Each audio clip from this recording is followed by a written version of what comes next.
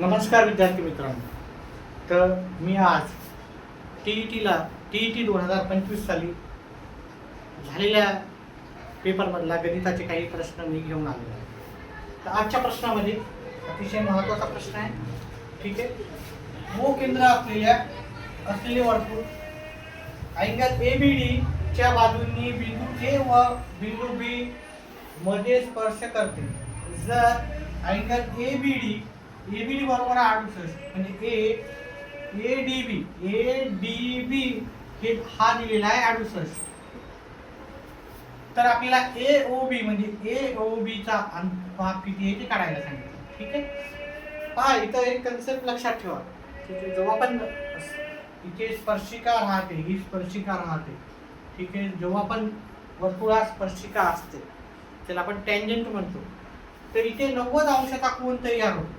इथे किती अंशाचा कोन तयार होतो? 90 अंशाचा. मग त्याचप्रमाणे इथंच आपण अँगल तयार होतो, आपल्याला 90 अंशाचा तयार होतो. मग हा 90 अंशाचा कोन आहे, हा 90 अंशाचा आहे आणि हा 68 अंशाचा आहे. मग आपल्याला हा इकडचं माप विचारलेलं आहे. AOB म्हणजे AOB याचं माप आपल्याला विचारलं आहे. कसं काढायचं?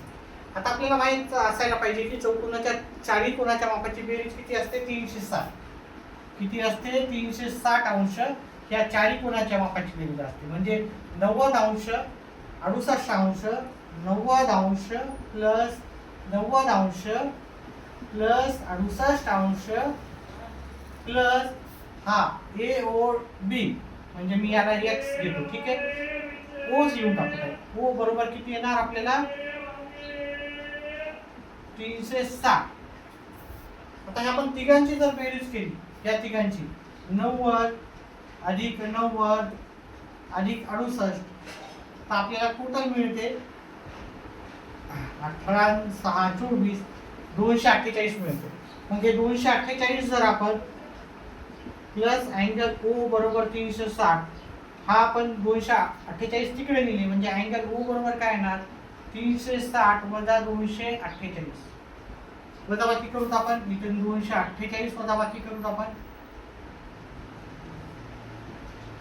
जात नाही याच्यातला एक कमी केला, इथं घेतला. 10 मधून 8 गेले 2 आले. 5 मधून 4 गेला 1. 3 मधून 2 गेला 1. 112 म्हणजे अँगल O जे आलेला आहे आपला 112 अंशाचा आलेला आहे. आणि 112 अंश आपल्याला पर्याय क्रमांक 2 चा ऑप्शन मध्ये भेटून जाईल.